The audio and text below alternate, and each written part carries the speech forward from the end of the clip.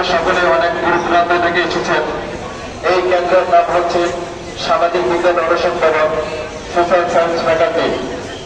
যে সকল অভিভাবক এখনো মূল রাস্তার মধ্যে অবস্থান করছেন, আপনারা রাস্তার মধ্যে অবস্থান করবেন না।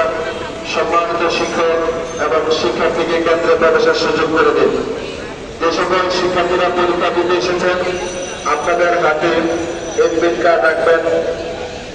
প্রথম তলা থেকে পঞ্চম তলা পর্যন্ত যাদের সিট করেছে আপনারা সিঁড়ি ব্যবহার করবেন। ষষ্ঠ তলা থেকে 12 তলা পর্যন্ত যাদের সিট করেছে আপনারা লিফট ব্যবহার করবেন।